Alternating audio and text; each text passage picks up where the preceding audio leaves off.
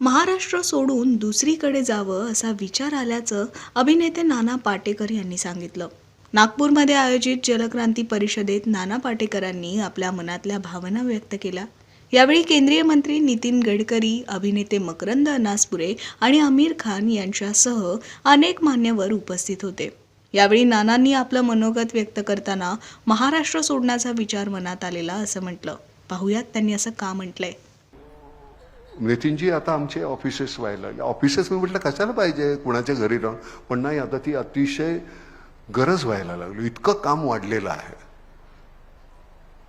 टाटा आणि महाराष्ट्र गव्हर्नमेंट यांच्याबरोबर आपला MOU झाल्यामुळे आपल्याला कामाची म्हणजे सतत काम, पैशाची भ्रांत नाही, सतत काम करत राहणं.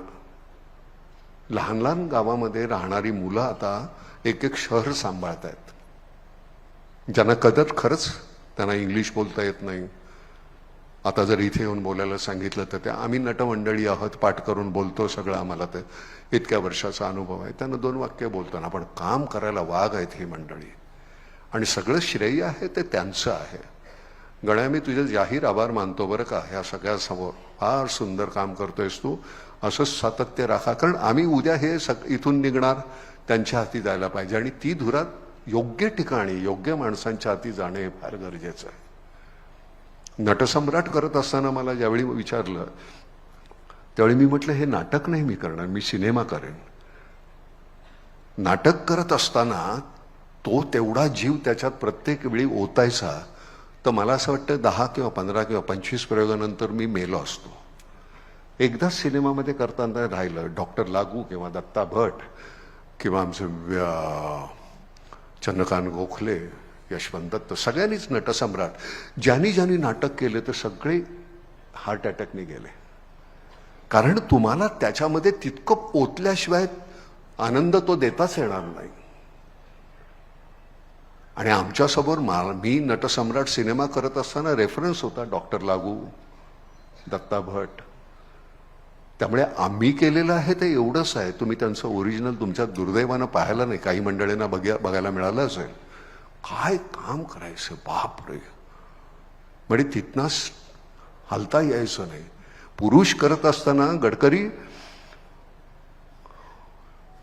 मध्यंतरामध्ये पडदा बंद झाल्यानंतर एकही खुर्चीचा आवाज यायचा नाही. त्याचा इम्पॅक्ट इतका असायचा. विजयाबाईने इतकं अप्रतिम नाटक ते बसवलं होतं की लोकांना ते सुन्न करायचंय. आम्ही इथे, आणि मग थोड्या वेळाने कुठे ते 1 खुर्ची 2 खुर्ची असं कर.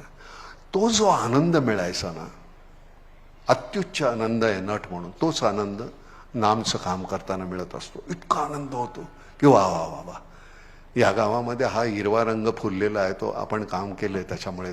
काय अजून लागतं तुम्हाला? काही लागत नाही. बरं, उद्या मरणावर विश्वास ठेवला ना की जगणं इतकंच छान आहे. पण मंडळी समजतच नाही की आपण मरणार आहोत. संचय करत राहायचा. संचय किती करणार, काय करणार, सगळे इथे ठेवणार, 12 मनच लाकडं लागणार, हे लक्षातच येत नाही. अजून हवंय, अजून हवंय, अजून हवंय. आणि मग सरते शेवटी तो श्वास घेत असताना, मगाशी तू म्हणलास ना त्या प्रदूषणाच्या संदर्भात, मध्यंतरी त्या म्हणजे आपल्या ह्याच्या वेळी, करोनाच्या वेळी बिल देत असताना तुमच्या ह्याच्यावर होते, कशावर ते ठेवायचे, व्हेंटिलेटर. त्या व्हेंटिलेटरवर तो माणूस बिल देताना 8.5 लाख रुपये त्याचं बिल, तो रडायला लागला. तर म्हणले पैसे नाही आहेत म्हणून. का? ते म्हणले तसं नाही, जन्मल्यापासून इतका मी श्वास त्यांनी दिलेला उपराला, त्याला कधी मी धन्यवाद नाही म्हणालो, आणि त्यांनी मला कधी बिलही नाही पाठवलं. 4 दिवस मी राहिलो व्हेंटिलेटरवर, 8.5 लाख रुपये तुमचं बिल आहे.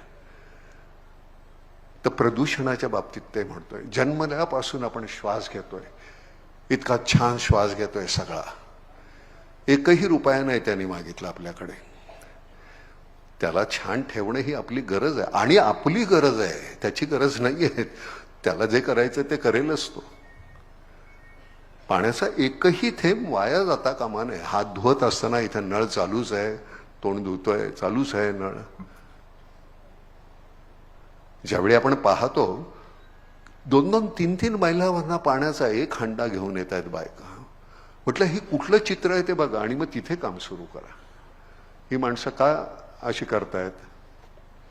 आणि आता मी तुम्हाला खरं सांगतो, मी मध्यंतरी बोललो होतो की आता 75 झालं, 76 आता होतील. आता नुसतं भटकत राहायचं, गावोगाव भटकत राहायचं. ही इतकी मंडळी, फार मोठी मंडळी बसलेली आहे तिथे ते लाईन, मी त्यांना नमस्कार करेन जाऊन. आम्ही नुकतीच कुठेतरी आतून उर्मी, आणि नट म्हणून सुद्धा तुम्हाला सांगतो, गडकरी नुसतं घरात मत बसून नट नाही होता येत. रोज नव्या दुःखाच्या शोधामध्ये आम्हाला फिरायला पाहिजे, तरच नवीन पद्धतीनं हास्य आणि दुःख दोन्ही आम्ही करू शकू. नाहीतर त्याच पद्धतीनं आम्ही जर इमोट करत राहिलो तर मॉनोटोनस होईल. नवीन दुःख, मग तीही अशी गावोगाव फिरताना मग ती नवीन दुःख दिसली.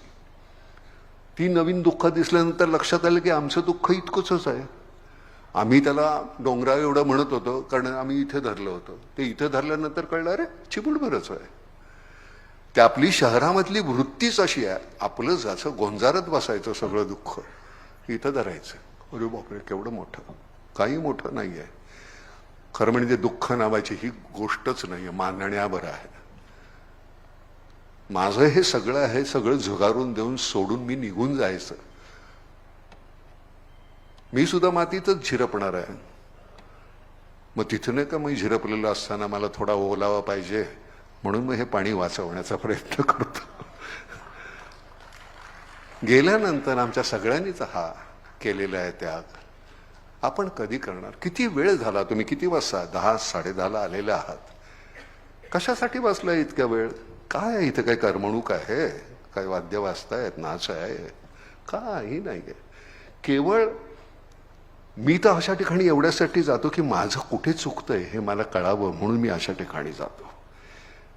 त्याची जाणीव होते की नाही रे, खरंच हे आपल्याला कळलं नाही, आपल्याला हे माहीत नाही.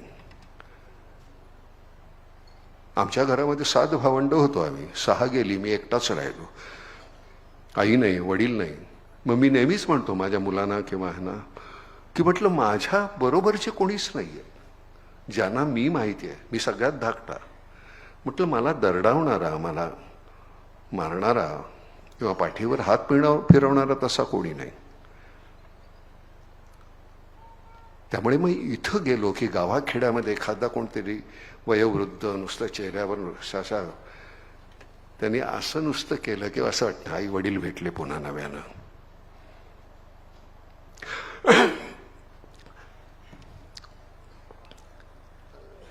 आपण फार तसे सुदैवी आणि दुर्दैवी आहोत. आपल्याला वेदना कळतात, त्याची जाणीव असते. फक्त आपण ती त्या क्षणिक होते आणि त्याच्यानंतर आपण विसरत जातो. तशापेक्षा आपण तिथे थांबायला पाहिजे. म्हणून मी आता महाराष्ट्र सोडावा का असा विचार करत होतो. आणि कुठे अगदी गावाखेड्यामध्ये डोंगरामध्ये जाऊन मग तिथल्या लोकांची काही, तिथे मला काही करता येईल का? माझ्याकडे थोडेसे साठवलेले पैसे आहेत. मग ते एवढंसं एक छोटंसं गाव घ्यावं ते मी माझ्याकडे, आणि मग त्याचंच करावं. तिथेच आपले 4 खांदे शोधावे आपण आणि तिथेच जावं. अशा पद्धतीनं काहीतरी, पण सतत त्यांच्यासाठी काहीतरी करावं असं अजूनही वाटतंय. कदाचित मग तिथला जर पार असेल तर त्या पारावर नाटकसुद्धा करेन त्यांच्याशी. मग ती लहान लहान मुलं असतील आजूबाजूला, काहीतरी वेगवेगळ्या विचित्र काहीतरी आनंदाच्या कल्पना आहेत आमच्या. पण सगळ्यात मोठा आनंद हा आमचा नाम आणि तुमची ही जी संस्था आहे.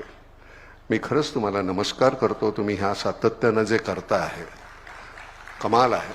फक्त एकच पुन्हा नव्यानं सांगतो आणि तेच सांगतो की आपण एकत्र येऊया आणि एकत्र मिळून काम करूया. कधीही कुठल्याही गावी कुठल्याही कामासाठी बोलवा. आम्हाला आमच्यातले सगळेच येतील ज्यांना ज्यांना शक्य आहे तर, पण बोलवा की नाही तुमच्याबरोबर केल्यानं हे असं असं होणार आहे. काही नाही, मला आता फक्त आल्यानंतर एकच वाईट वाटलं की इथे नाटक करता आलं असतं तर बरं. हा एवढा ऑडियन्स समोर आहे आणि जर का इथे करता to be or not to be that is the question हे करता आलं असतं नाटक म्हणून तर किती छान वाटलं असतं. पण एनिवे फार धन्यवाद. तुम्ही इतका वेळ बसला, छान, अतिशय बरं वाटलं. आणि नितीनजी आणि आमचं नातं ते फार फार छान आहे. इतके दिवस टिकलेलं आहे. आम्ही एक काही मागितलं नाही त्यांच्याकडे. आज मागितलं मी, म्हटलं तर नागपुरामध्ये जरा ऑफिस करायचं आहे, जरा कमी पैशात कुठल्या तरी बिल्डरला सांगता आलं तर जरा सांगा, कारण हे संस्थेचे पैसे आहेत, त्यामुळे आम्हाला ऑफिस करायचं. एनिवे, तुम्हा सगळ्यांच्याबद्दल फार अभिमान आहे बरं का. असंच छान करत राहा आणि भेटत राहूया आपण.